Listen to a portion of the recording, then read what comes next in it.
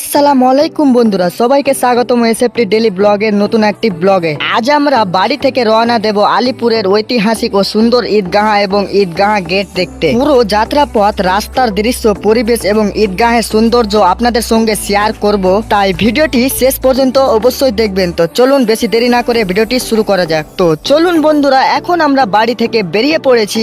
আজকের আবহাওয়া বেশ সুন্দর। তো এই তো আমার বাইক, এই বাইকটা নিয়ে আমি যাব। আর তোমরা হয়তো অনেকেই জানো যে কি আমার বাড়ির পাশে টাওয়ার রয়েছে, তবুও নেট স্পিড পাওয়া যায় না। তাই বেশি দেরি না করে বেরিয়ে পড়লাম আলিপুর ঈদগাহ গেট দেখানোর জন্য। গ্রামের রাস্তা, সবুজ গাছপালা, চারপাশের মনোরম পরিবেশ দেখতে দেখতে আমরা এগিয়ে যাচ্ছি আলিপুর ঈদগাহের দিকে। আপনারা কমেন্টে জানাবেন আপনারা কোন জায়গা থেকে আমাদের ভিডিওটি দেখছেন।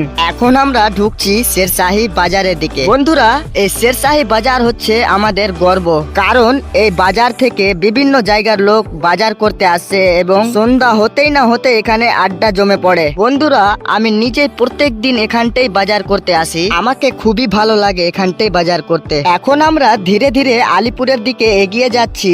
রাস্তার দুই পাশে দোকানপাট, মানুষের ব্যস্ততা এবং স্থানীয় পরিবেশ সত্যি খুব সুন্দর লাগছে। এই ধরনের ভ্রমণ আমাদের নিজের এলাকার সৌন্দর্যকে নতুন ভাবে চিনতে সাহায্য করে। বন্ধুরা, আমরা এখন পৌঁছে গেছি আলিপুর ঈদগাহ গেটের সামনে। দেখুন, গেটটি অনেক সুন্দর ভাবে নির্মাণ করা হয়েছে। আপনাদেরকে এই ঈদগাহটি ক্যামেরার মাধ্যমে ভালো করে দেখিয়ে দিই।